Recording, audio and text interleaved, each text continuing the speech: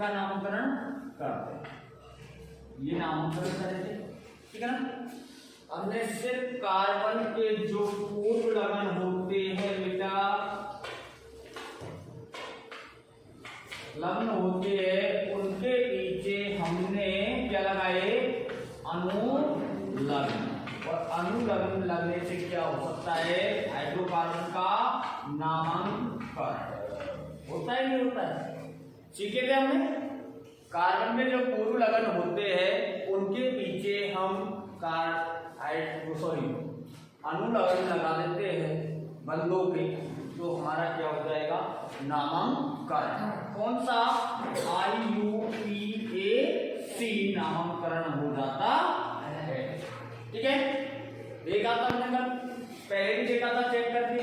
जैसे अनुलग्न कौन कौन से मेरे लाल, अनुलग्न कौन कौन से, एन है, इन है, और एक और है कौन सा, आयन। ये हमें लगाने पड़ते, ठीक है ना। ये तीनों अनुलग्न कार्बन के 10 पूर्व लग्नों के साथ में लगते हैं, तो IUPAC नाम निकल के आता है, आता ही नहीं आता है, देखा था। अब आपने प्रैक्टिस की करके, ईमानदारी से प्रैक्टिस की, 1 2 बस, दो नहीं, आपको टाइम नहीं मिला होगा, बाकी नहीं मिला, टाइम नहीं मिला होगा, कि पढ़ने के लिए भी टाइम मिल जाए थोड़ा, नहीं मिला होगा ना। तुम्हारी लाइफ बहुत बिजी है, चलो कोई बात, लाइफ बिजी है तो अब आगे देखो। ये देखिए, हमने सबके पीछे मेरे डालो एन लगाया हुआ है, और एन लगा के इनका नामकरण किया है। जैसे ब्यूट में एन लगा दिया तो ब्यूटेन, पेंट में एन लगा दिया तो पेंटेन, हेक्स में एन लगा दिया तो हेक्सेन, हेप्ट में एन लगा दिया तो हेप्टेन, ऑक्ट में एन लगा दिया तो ऑक्टेन, और नॉन में एन लगा दिया तो नॉनेन, और डेक में एन लगा दिया तो डेकेन, ठीक है। ये सारे हमने एकल बंध वाली सूची के नामकरण किए, ठीक है ना। तो सारे नामकरण हमने एन वाले किए। अनुलग्न कौन सा है इनमें सब में, एक ही अनुलग्न सारों में कौन सा, एन, ठीक है। ऐसे ही हम इन लगा देंगे तो द्विबंध वाले आ जाएंगे, और आयन लगा देंगे तो त्रिबंध वाले आ जाएंगे, ठीक है भाई। तो हम सिर्फ इन अनुलग्नों को लगाने से ये नामकरण चेंज हो जाते हैं, और इनके बंध भी चेंज हो जाते हैं, जिससे इनका प्रकार चेंज हो जाता है, ठीक है भाई। चले आगे, ये कल हमने पढ़ लिया था, लेकिन थोड़ा सा रिप्लाई किया है दोबारा से। देखिए, हाइड्रोकार्बन 3 प्रकार के होते हैं। हाइड्रोकार्बन कितने प्रकार के होते हैं, 3 प्रकार के होते हैं। पढ़े थे हमने, पढ़े थे नहीं पढ़े थे, कितने प्रकार के, 3 प्रकार के, जो निम्न प्रकार से है। अब कौन कौन से, देखो पहला है कौन सा, एकल बंध वाला है, और ये कौन सी श्रेणी में आता है मेरे यारों, शुरुआत से बोलता रहा हूं, एकल बंध कौन सी श्रेणी में आता है, एल्कीन श्रेणी। कौन सी श्रेणी में, एल्कीन श्रेणी में। ध्यान रखना, देखो कल हमने हेलोजन श्रेणी पढ़ी थी, और हेलोजन श्रेणी में 3 नाम आए थे, क्लोरीन, आयोडीन और ब्रोमीन आए थे। देखो उनका स्थापन, क्लोरीन के लिए क्लोरो का प्रयोग किया जाता है। क्लोरीन जहां शब्द आ जाए उसकी जगह क्या लगाएंगे भाई, क्या लगाएंगे, क्लोरो।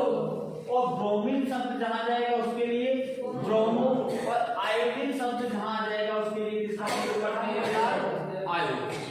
किसका, आयोडीन। ध्यान रखना, जहां क्लोरीन शब्द आ जाए वहां क्लोरो लगाया जाता है, जहां ब्रोमीन शब्द आ जाए वहां ब्रोमो लगाते हैं, और जहां आयोडीन आ जाए वहां क्या लगाएंगे, आयोडीन, ठीक है।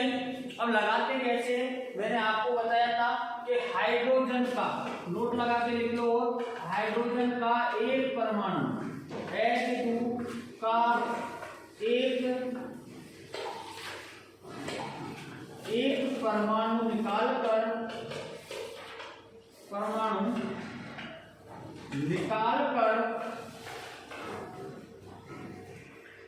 ये स्थापित कर देते हैं,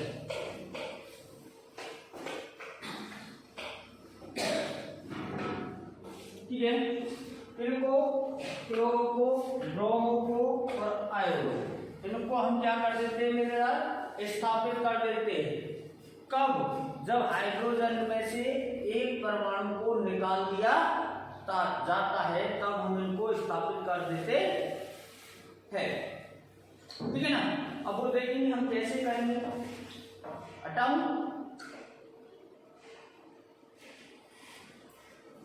बहुत अच्छी उन्नति तो आप लोग जो घर पे प्रैक्टिस नहीं कर, बहुत अच्छी।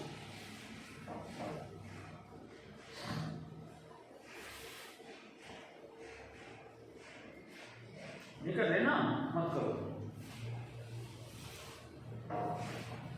कल मैंने आपको एक बात बोली थी, आपको ध्यान हो, लेकिन आपको क्या है लगेगी नहीं वो बात, नहीं लगेगी। क्वेश्चन हटाइए।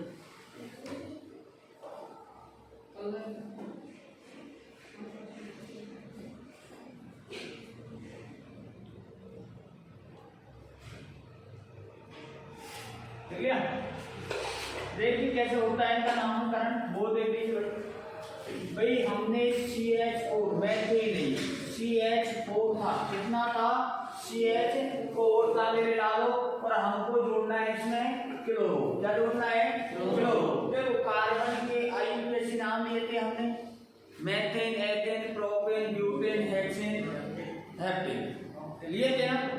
मान लिया हम उन नामों को पूरे को ले लेते हैं, ठीक है ना। पूरे 10 नाम ले लिए हमने, और 10 के साथ में हमको क्या जोड़ना है? क्लोरो। क्या जोड़ना है? क्लोरो जोड़ना है। ध्यान रखना, तो मैथेन का सूत्र क्या होता है?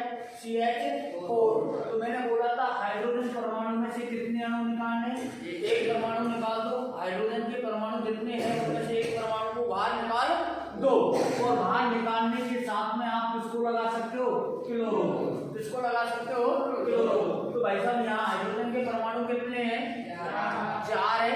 एक निकाल देंगे तो कितना बचेगा? 3। और साथ में क्या जोड़ना है हमें? क्लोरो। तो ये हमें लगा देना है, ठीक है। ये हमने लगा दिया, तो अब क्या हो गया देखिए। और मैंने बताया था क्लोरो, आयोडो और ब्रोमो तीनों कहाँ लगेंगे? नाम के आगे। कहाँ लगेंगे? आगे लगेंगे ना। सूत्र में तो चाहे उनका कहीं भी स्थान हो, सूत्र में तो चाहे कहीं भी स्थान हो, लेकिन उपसर्ग वाले हैं ये। क्या है? उपसर्ग। तीनों क्या है? उपसर्ग वाले हैं। तो नाम के कहाँ लगेंगे? आगे। आगे लगेंगे कि नहीं लगेंगे? तो भाई आगे क्लोरो लगा दिया। क्या लगा दिया? क्लोरो। और पीछे से क्या आ रही है? मैथेन। पीछे से क्या आ रहा है? मैथेन ही तो आ रहा है, तो लगा दिया। क्या बन गया IUPAC नाम? Chloro methane. क्या बन गया? तो घबराओगे तो नहीं, ऐसी संरचना आ गई। जैसे मान लिया ये संरचना हमारे पास में आ गई, मान लिया ये संरचना आ गई। जैसे भाई जैसे ये आ गई, तो ये किसका नाम हुआ? ये क्या, इसका नामकरण करो, क्या हुआ भाई? किस पे आ रही है? किस पे आ रही है?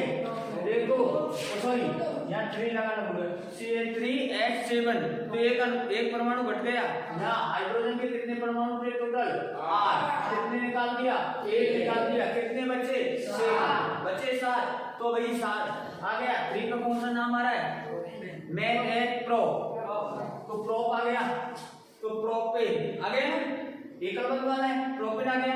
आगे क्या लगा दिया हमने? क्लोरो।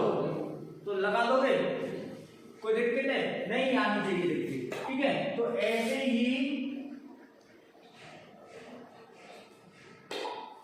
ही देखिए मेरे लालो, ये ले आया है मैथेन में C2H6 होना चाहिए। कितना होना चाहिए? H6 होना चाहिए ना, सूत्र के मुकाबले। फिर 2 गुना कितना है? 2 प्लस 2, तो 4 और 4 और 2 6। H कितना गया? 6 आना चाहिए ना, लेकिन H दे कितना रखा है हमने? 5। कितना दे रखा है? 5 दे रखा है। H दे रखा है ना, तो एक अणु घट गया। हाइड्रोजन में से एक परमाणु घट गया कि घट गया? तो एथेन में से एक परमाणु घटा दिया और आगे क्या लगा दिया? क्लोरो। क्या लगा दिया? क्लोरो। तो इसी प्रकार हम जो रेखाबंध वाली श्रेणी है उनके रासायनिक सूत्रों में से हम एक एक अणु बताते चलेंगे और क्या लगाते चलेंगे मेरे लालो, क्लोरो। क्या लगाते चलेंगे, क्लोरो। तो स्थापित कर दोगे, कर दोगे। चलो अब मैं आपको बताता हूँ Br लगाओ। चलो ब्रोमो लगाओ, एल्किन श्रेणी में आप आगे क्या लगाओ, ब्रोमो लगाओ।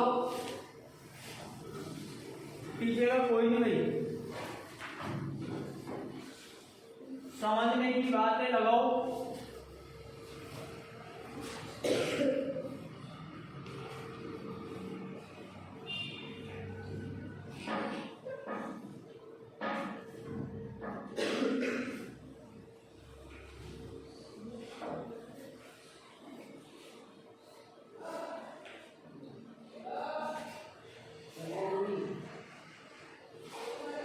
दो चारों में लगाओ मेरे लाल।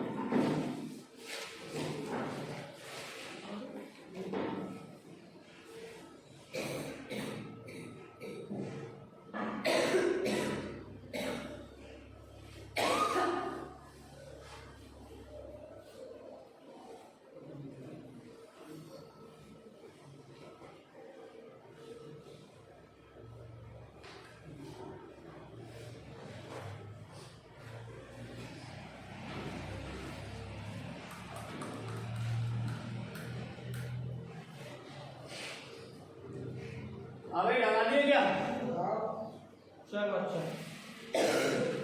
देखिए यहाँ देख लीजिए, ये लग रहे देखो CH3 एक अणु हट गया, Br लग गया, ब्रोमो मेथेन हो गया, हो गया। एक अणु हट गया, हाइड्रोजन में H6 होना चाहिए। एक अणु हटा दिया, Br लगा दिया, ब्रोमो एथेन हो गया।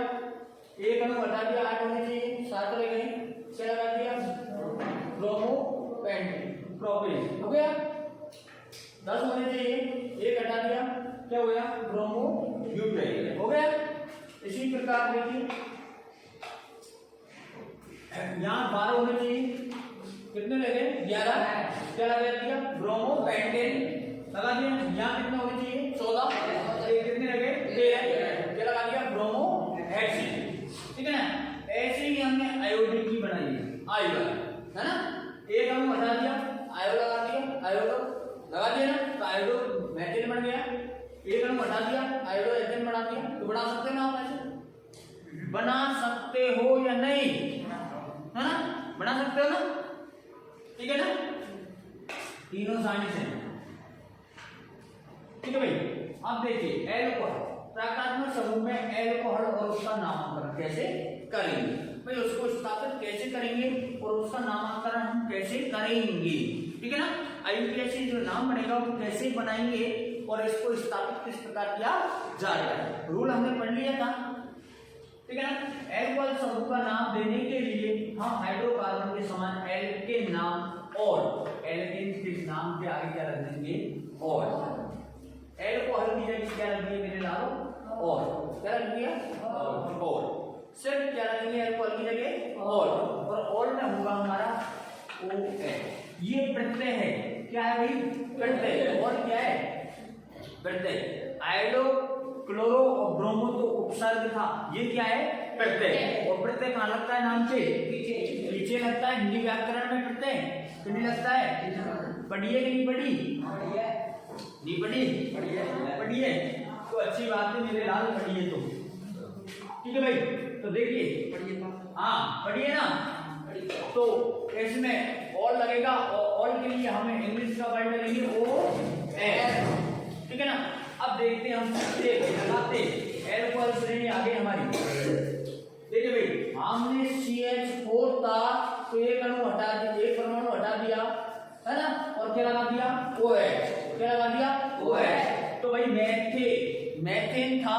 क्या था? मैथेन था। तो यहाँ क्या बन गया? मेथेनॉल। क्या बन गया? मेथेनॉल बन गया ना, नाम चेंज हो गया। क्या लगा दिया? मैथ के आगे क्या लगा दिया? और। क्या लगा दिया? और क्या था? एक प्रत्यय। क्या था? एक प्रत्यय। तो नाम के पीछे ही लगेगा, नाम के पीछे ही लगाया हमने, जस्ट लगाया, नहीं लगाया। सूत्र किसका था? मेथेन का। ऑल जोड़ा है, एक परमाणु हटाया है और नामांकन कर दिया क्या? मेथेनॉल कर दिया ना। ऐसे देखो, इसमें से भी एक परमाणु हट गया, 6 होने चाहिए। कितने? 5 है ना। 5 क्यों किए? क्योंकि हमने क्या जोड़ा है? OH जोड़ा है। 6 कौन से पे? एथेन पे आ रहा है, एथेन पे आ रहा है, तो हमने क्या कर दिया? एथेनॉल, क्योंकि इसमें हमने OH जोड़ा है और OH जोड़ेगा तो और आ जाएगा। तो भाई एथेन है ना, तो एन और हो गया एथेनॉल, हो गया ना, एथेनॉल हो गया ना। इसी प्रकार हमने देखो इसमें सब में किया है, चेंजेस किया है कि नहीं किया है? सब में किया है। देखो इसमें भी किया है, इसमें भी किया है, इसमें भी किया है, सब में आया है, जोड़ के आया है। और आया कि नहीं आया है? प्रोपेनॉल, ब्यूटेनॉल, पेंटेनॉल और हेक्सानॉल आ गया। सब में OH जोड़ दिया, एक कार्बन के परमाणु को हमने हटा दिया, विस्थापित कर दिया। ठीक है ना। एक कार्बन परमाणु विस्थापित करो, ऑल जोड़ो, क्रोमो जोड़ो, ब्रोमो जोड़ो, आयोडो जोड़ो, है ना, जोड़ दो। सिर्फ इतना ध्यान रखना है। हेलोजन के तीनों सदस्य उपसर्ग होंगे, बाकी के सब प्रत्यय होंगे, बाकी के सब नाम के पीछे जोड़ेंगे और हेलोजन के जितने भी सदस्य थी वो नाम के आगे जोड़ेंगे। ठीक है ना। आगे चले बेटा। हाँ चले क्या? देखिए, अब देखिए उपरोक्त A, B, C और D ये सभी समझाते श्रेणी के उदाहरण दी है। एल्केन, द्विआवर्त, एल्काइन, त्रिआवर्त है कि नहीं है? द्विआवर्त और त्रिआवर्त समझते क्या है भाई? देखिए अगला टॉपिक आता है अपना दहन। अरे इसमें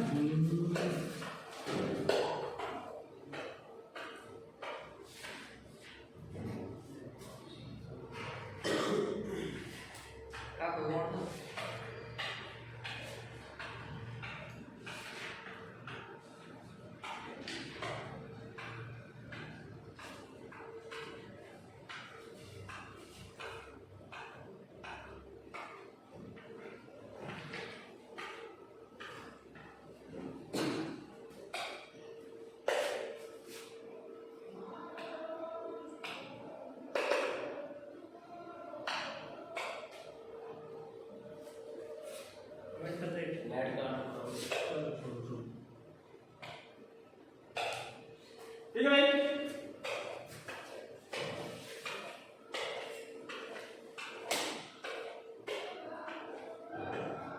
आगे देखिए, ऐसे लोग प्रतिस्थापित हो जाएंगे।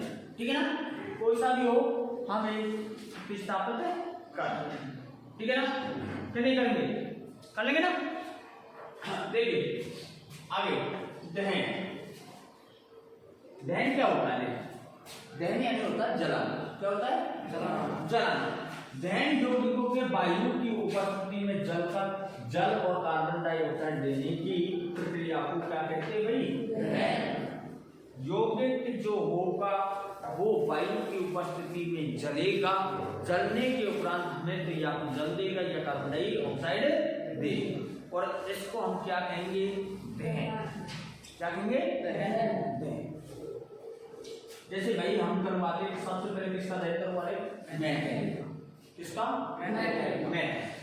मेथेन की वायु में दहन की अभिक्रिया निम्नानुसार कौन सी है? कौन सी अभिक्रिया है जिससे मेथेन का दहन होता है? देखिए CH4 ले लिया, और जलने और जलाने में कौन सी गैस शायद होती है मेरे लाल? ऑक्सीजन। कौन सी गैस होती है? ऑक्सीजन। कभी भी दहन करवाना है तो आपको ये गैस लेनी ही होगी, ऑक्सीजन। ठीक है ना। तो ऑक्सीजन में इसकी अभिक्रिया करवाइए ऑक्सीजन के साथ, तो हमें क्या बना? CO2 और H2O, और साथ के साथ में क्या निकलेगी भाई? ऊष्मा और प्रकाश। किसी भी चीज का दहन करेंगे तो उजाला होगा, है ना। उजाले के साथ जलेगी।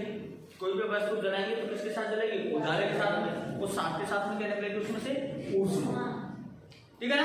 और ऊष्मा जहाँ निकलती है भाई वो कौन सी अभिक्रिया हो जाती है? कौन सी अभिक्रिया हो जाती है? ध्यान रखना, ऊष्मा। ठीक है ना। तो करवा दिया हमने मीथेन का दहन अभिक्रिया के साथ। मीथेन का ऑक्सीजन की उपस्थिति में दहन करवाने पर हमें कार्बन डाइऑक्साइड और जल प्राप्त होता है। ठीक है ना। जो ऊष्मा और उजाले के साथ दहन होता है। ठीक है, लिख दोगे, आ जाएगा एग्जाम में। आ गया कि मीथेन की दहन की अभिक्रिया लिखिए। तो CH4 प्लस O2 तीर का निशान CO2 प्लस H2O करके और रासायनिक समीकरण को संतुलित करना है। क्या करना है? संतुलित। ठीक है ना। संतुलित करने पर सेम अभिक्रिया ये आ जाएगी। ओके। मेथेनॉल का दहन देखिए, मेथेनॉल का सूत्र देखिए, मेथेनॉल CH3 CH2 और OH। ठीक है ना। ठीक है ना। अब ये सर कैसे आया ये सूत्र हमें तो पता ही नहीं है ना। हाँ, तो देख लेना ऊपर। वायु में दहन होने पर CO2 जल ऊष्मा और प्रकाश तो देंगे, ये तो चलेगी नॉर्मल है। ठीक है ना। देखिए CH3 CH2 OH को हमने अब इसकी उपस्थिति में जलाया, ऑक्सीजन की उपस्थिति में जलाया, सेम है ना। क्या बना है? CO2 और H2O बनाए और ऊष्मा और प्रकाश को चले गए। ठीक है ना। उपरोक्त उदाहरण से आप देखते हैं कि कैसे कार्बनिक यौगिक दहन होने पर ऊष्मा और प्रकाश देते हैं। ये आप देखते हो कि कैसे वो ऊष्मा और प्रकाश निकालते हैं। लेकिन ये ध्यान रखना, ये अभिक्रिया आपको याद होनी चाहिए। ये आ जाता है मेथेनॉल का दहन करवाइए कि मेथेन का दहन करवाइए, है ना। तो ये आपको याद होंगे, जल्दी कर सकते हैं। ईंधन के रूप में कार्बनिक यौगिक, ईंधन के रूप में कार्बनिक यौगिकों का क्या महत्व होता है? देखिए अधिकांश कार्बनिक यौगिक जलने पर बड़ी मात्रा में क्या देते हैं भैया? ऊष्मा और प्रकाश देते हैं।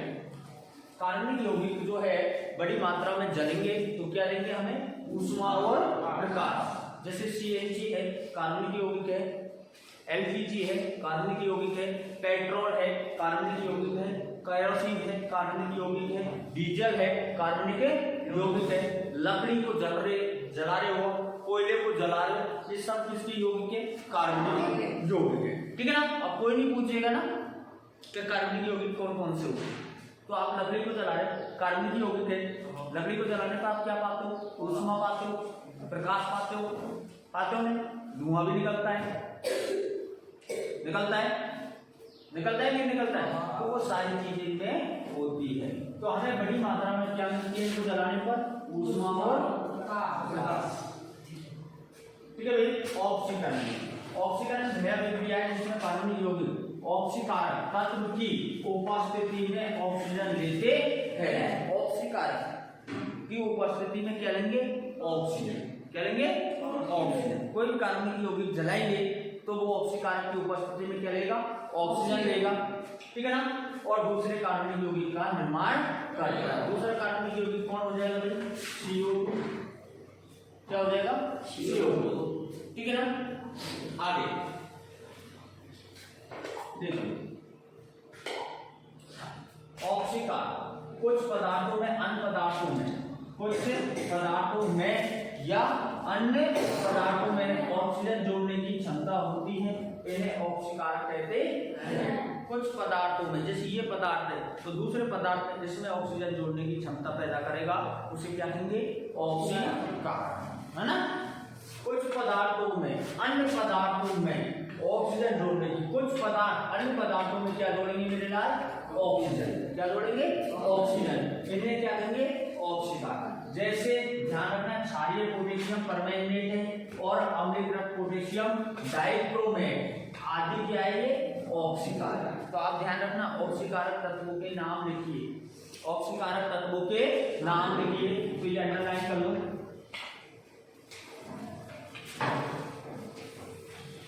जल्दी ये वाली अंडरलाइन कर लो।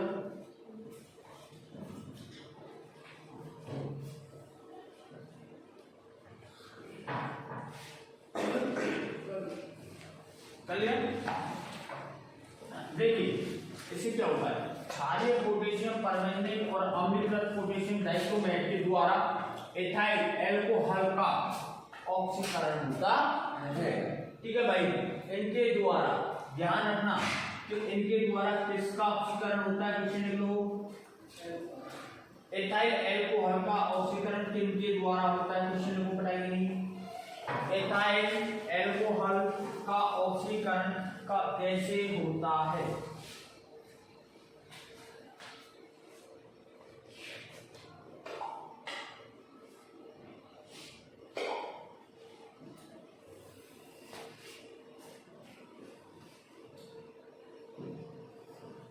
या किसकी उपस्थिति में होता है, ये देखो किसकी उपस्थिति में होता है, ठीक है ना। किसकी उपस्थिति में होगा मेरे लाल? क्षारीय पोटेशियम परमैंगनेट और अम्लीकृत पोटेशियम डाइक्रोमेट के द्वारा।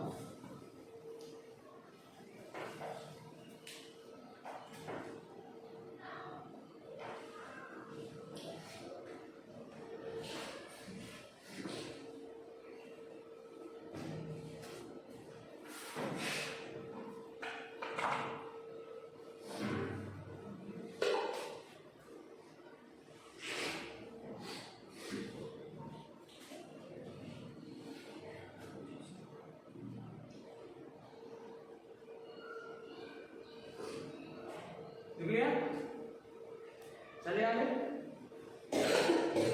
देखिए, जब क्षारीय पोटेशियम परमैंगनेट या अम्लीकृत पोटेशियम डाइक्रोमेट की कुछ बूंदे हल्के गर्म एथाइल अल्कोहल में डाला जाता है, इनकी कुछ बूंदे किसकी? क्षारीय पोटेशियम परमैंगनेट या अम्लीकृत पोटेशियम डाइक्रोमेट की कुछ बूंदों को हम गर्म एथाइल अल्कोहल में डालते हैं तो ये ऑक्सीकृत हो जाते हैं। तो ये क्या हो जाते हैं? ऑक्सीकृत। और ऑक्सीकृत एक पूर्ण ऑक्सीकरण अभिक्रिया होती है और इससे हमें किसका निर्माण होता है? एसिटिक अम्ल का। तो ध्यान रखना क्वेश्चन भी है, एसिटिक अम्ल का निर्माण कैसे होता है। तो एसिटिक अम्ल का निर्माण हम यहां से स्टार्ट करेंगे, यहां तक है, या पूरा लिख लो, इसमें तो दिया नहीं क्वेश्चन, देख लो क्वेश्चन देखो, एसिटिक अम्ल के निर्माण को लिखिए।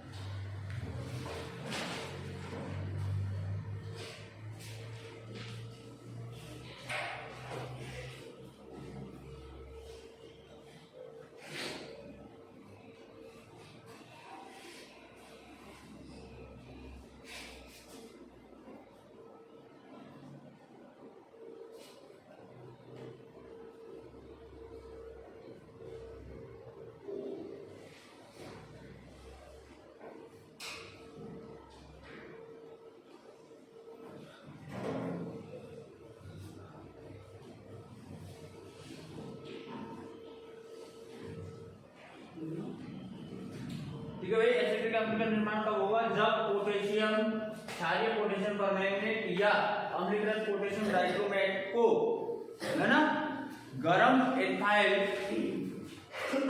अल्कोहल में डालते हैं तो ये ऑक्सीकृत हो जाते हैं और जिससे एसिटिक अम्ल का निर्माण हो जाता है। ध्यान रखोगे ना। चलिए आगे देखो, जैसे हम निम्न अभिक्रिया के द्वारा समझ सकते हैं। ये हमारे पास में क्या है?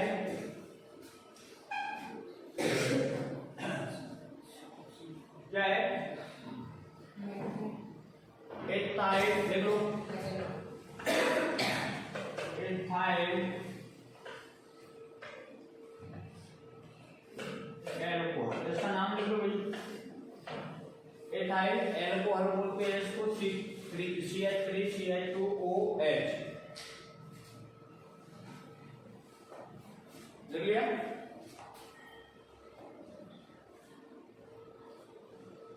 देख लिया? ठीक है ना? हम ऑक्सीजन की उपस्थिति में इसकी अभिक्रिया करेंगे, ठीक है ना? ये गर्म मिथाइल है, गर्म मिथाइल इसको ऑक्सीजन की उपस्थिति में अभिक्रिया करवाने पर इसमें 2 या 3 बूंद हम किसकी डाल रहे हैं? क्षारीय, है ना? पोटेशियम पर मैग्नेट की डाल रहे या अम्लीकृत पोटेशियम क्रोमोमाइड, है ना? की डाल रहे डाइक्रोमोमाइड क्रोमोफिल, है ना? डाल दी तो हमारे पास में क्या निकल के आ गया मेरे हजारों? एसिटिक अम्ल का निर्माण हो गया है और इसके साथ साथ इसका निर्माण हुआ है जल का। ध्यान रखोगे ये अभिक्रिया, ठीक है ना? आगे चले,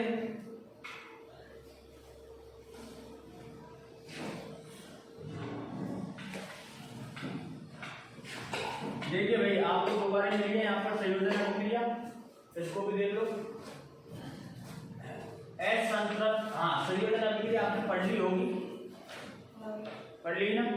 ऐसी अभिक्रिया जिसमें 2 या 2 से अधिक अभिकारक जुड़ करके एकल उत्पाद का निर्माण करते हैं। यहाँ तो बात है असंतृप्त यौगिक को संतृप्त यौगिक बनाने के लिए परमाणु या परमाणुओं के समूह को असंतृप्त यौगिकों में जोड़ा जाता है। भाई हमें असंतृप्त जो कार्बनिक यौगिक है, द्विबंध और ट्रिपल बंध जो है, ध्यान रखना, बहुत असंतृप्त यौगिक कौन से होंगे? द्विबंध और ट्रिपल बंध वाले, और संतृप्त हाइड्रोकार्बन कौन से होंगे? एकल बंध वाले। तो ये बोल रहा है असंतृप्त यौगिकों को संतृप्त यौगिक बनाने के लिए, द्विबंध और ट्रिपल बंध को हम एकल बंध बनाने के लिए क्या करेंगे? क्या करेंगे? परमाणु या परमाणुओं के समूह को असंतृप्त यौगिकों में जोड़ देते हैं, ऐड कर देते हैं और इसे संयोजन अभिक्रिया कहते हैं। जुड़ गए, 2 परमाणु जुड़ रहे हैं आपस में, 2 असंतृप्त हाइड्रोकार्बन जुड़ रहे हैं, फिर इसका निर्माण करेंगे एकल उत्पाद। कैसा उत्पाद होगा? संतृप्त हाइड्रोकार्बन। कैसा? संतृप्त हाइड्रोकार्बन का निर्माण होगा। कब? जब 2 असंतृप्त हाइड्रोकार्बन आपस में जुड़ते हैं। वह अभिक्रिया जिसमें पदार्थ जुड़ता है संयोजन अभिक्रिया कहलाती है। पढ़ा था 2 या 2 से अधिक पदार्थों का जुड़ना क्या कहलाएगा? संयोजन अभिक्रिया। इस अभिक्रिया का उपयोग सामान्यतः निकेल उत्प्रेरक के रूप में या वनस्पति तेलों को वनस्पति करने में किया जाता है।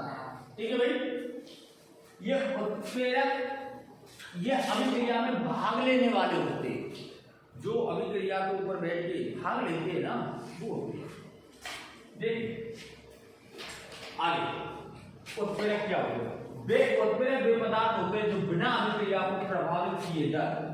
अब ये भाई अभिक्रिया को प्रभावित तो नहीं करेंगे, लेकिन अभिक्रिया की दर को बढ़ा देते हैं या घटा देते हैं। या तो बढ़ा देंगे या क्या कर देंगे? घटा देंगे। जैसे मैं अभिक्रिया में आपको बताता हूँ, ये जो है ना, ये जो बैठे तीर के निशान ऊपर, इनको बोलते हैं मेरे लाल क्या? उत्प्रेरक। क्या बोलते हैं इनको? उत्प्रेरक बोला जाता है। जो तीर के निशान के ऊपर बैठे होते हैं, विराजमान होते हैं, उनको क्या बोलते हैं? उत्प्रेरक। क्या बोलते हैं? उत्प्रेरक। ध्यान रखोगे तो उत्प्रेरक क्या बोला जाता है? आ जाएंगे। तो भाई अभी या तो ये अभिक्रिया के वेग को बढ़ा देंगे या क्या कर देंगे? घटा देंगे। और ये कार्य कौन करता है मेरे लाल? उत्प्रेरक। कौन करता है? उत्प्रेरक। अभिक्रिया के वेग को या तो बढ़ाना या घटाना इसका कार्य होता है उत्प्रेरक का। असंतृप्त हाइड्रोकार्बन निकेल या पैलेडियम नामक उत्प्रेरकों की उपस्थिति में हाइड्रोजन जोड़ता है और संतृप्त हाइड्रोकार्बन बना देता है।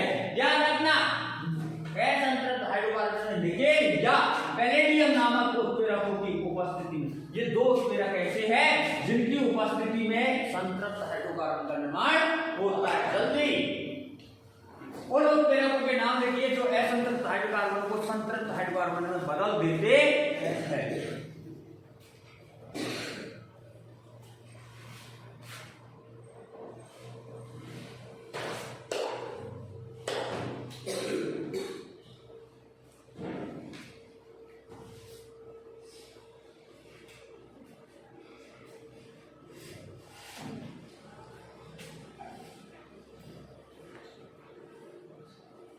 उन उत्प्रेरकों के नाम लिखिए जो असंतृप्त हाइड्रोकार्बन को संतृप्त हाइड्रोकार्बन में बदल देता है।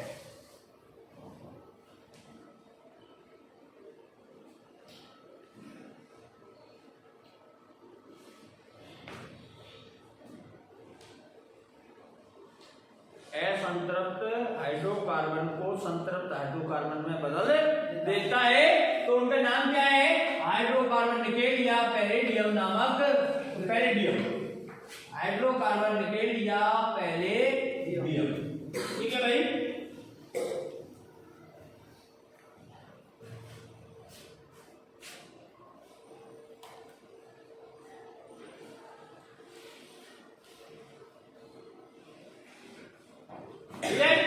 चले आगे एग्जाम्पल देखिए इसका। देखो वनस्पति अभिक्रिया, वनस्पतिकरण अभिक्रिया। भाई वनस्पति तेल को हमने किसमें बदलना? घी में। किसमें बदलना? असंतृप्त हाइड्रोकार्बन निकेल या पैलेडियम नामक उत्प्रेरकों की उपस्थिति में हाइड्रोजन जुड़ता है। इनकी उपस्थिति में क्या हो जाता है? हाइड्रोजन जुड़ जाते हैं और संतृप्त हाइड्रोकार्बन देता है। संतृप्त हाइड्रोकार्बन का तभी निर्माण होगा जब हाइड्रोजन जुड़ेंगे। कब? जब हाइड्रोजन जुड़ेंगे, क्योंकि असंतृप्त हाइड्रोकार्बन में हाइड्रोजन की कमी होती है, नहीं होती है भाई। बंद ज्यादा लग जाएंगे तो हाइड्रोजन कम हो जाएंगे, है ना। और संतृप्त हाइड्रोकार्बन में बंद तो रहेंगे कम और हाइड्रोजन कितने होंगे? ज्यादा होंगे ना। तो ऐसी अभिक्रिया को वनस्पतिकरण अभिक्रिया कहते हैं। कैसी अभिक्रिया को? जिसमें हाइड्रोजन जुड़ते हैं, जिसमें हाइड्रोजन जुड़ते हैं। उद्योग में इस अभिक्रिया का उपयोग वनस्पति तेलों को वनस्पति घी बनाने के लिए किया जाता है। भाई उद्योग जो होते हैं बड़े बड़े, उनमें वनस्पति तेल को किसके रूप में चेंज कर देते हैं? वनस्पति घी के रूप में चेंज कर दिया जाता है। इस अभिक्रिया के दौरान वनस्पति तेलों में सामान्यतः असंतृप्त हाइड्रोकार्बन की लंबी श्रृंखला होती है, जबकि जंतु वसा में संतृप्त हाइड्रोकार्बन की श्रृंखला होती है। चले समझे कैसे होती है मेरे लाल? देखिए इसमें देखिए हाइड्रोजन कितने? 4 है ना इसमें। तो देखिए हमने ये असंतृप्त हाइड्रोकार्बन है, क्योंकि इसमें हमें क्या दिख रहा है? D1 दिख रहा है ना। D1 ज्यादा क्या था? वहां कौन सा हाइड्रोकार्बन हो जाएगा? असंतृप्त। उत्प्रेरक बैठा दिया हमने निकेल। क्या बैठा दिया? निकेल और हाइड्रोजन की उपस्थिति में हम इस अभिक्रिया को संपन्न कर रहे हैं। तो देखिए भाई यहाँ हाइड्रोजन की देखिए बढ़ी मात्रा बढ़ी ना। कितनी हो गई? 2 हाइड्रोजन ये जोड़ गए। कितनी हो गई? 6 हो गई ना। और 6 हो गई तो देखो सब में कौन सा बंद लग रहा है? एकल बंद लग रहा है। तो ये कौन सा हाइड्रोकार्बन हो गया? क्या हो गया? हुए ना। चेंजेज हो गए, हुए कि नहीं हुए? तो भाई देखिए इस अभिक्रिया में असंतृप्त हाइड्रोकार्बन निकेल उत्प्रेरक की उपस्थिति में स्वयं हाइड्रोजन जोड़कर संतृप्त हाइड्रोकार्बन दे देता है। दे दिया। संतृप्त हाइड्रोकार्बन कब दिया है? स्वयं निकेल जो होता है, स्वयं जो निकेल है वो क्या जोड़ देगा? हाइड्रोजन। क्या जोड़ देगा? असंतृप्त हाइड्रोकार्बन में क्या जोड़ दिया इसने? हाइड्रोजन जोड़ दिया। हाइड्रोजन जोड़ने पर ये कैसा हो जाएगा? संतृप्त हाइड्रोकार्बन। कौन सा अच्छा और कौन सा बुरा है ना? देखिए कौन सा अच्छा है और क्यों? असंतृप्त हाइड्रोकार्बन वसा, अम्ल, वनस्पति तेल स्वास्थ्य वर्धक होते हैं। स्वास्थ्य वर्धक नुकसानदायक होते हैं। कौन? वनस्पति तेल। वनस्पति जो तेल होता है वो कैसा होता है? नुकसानदायक। जंतुओं से प्राप्त वसा जैसे देसी घी आदि सामान्यतः संतृप्त वसा अम्ल से बने होते हैं, जो स्वास्थ्य के लिए हानिकारक होते हैं। असंतृप्त वसा अम्ल वाले तत्वों को ही भोजन पकाने के लिए इस्तेमाल करना चाहिए, क्योंकि ये स्वास्थ्य के लिए हानिकारक नहीं होते हैं। कैसे होते हैं? लाभदायक। ये बात आपको ध्यान रखनी है कि हमें भोजन पकाने में या भोजन पकाने में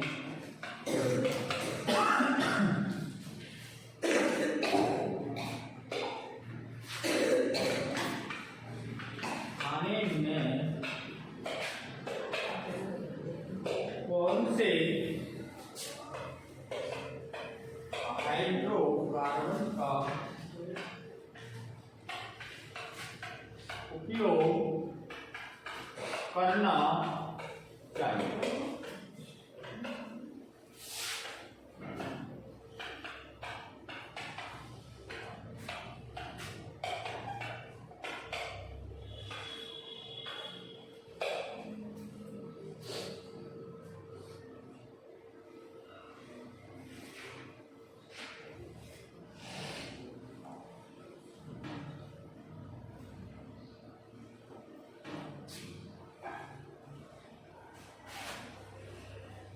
ठीक है भाई?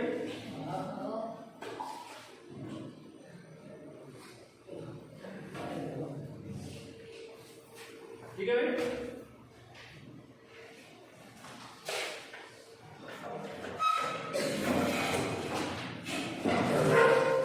Thank you. Thank you. Next day मिलते हैं।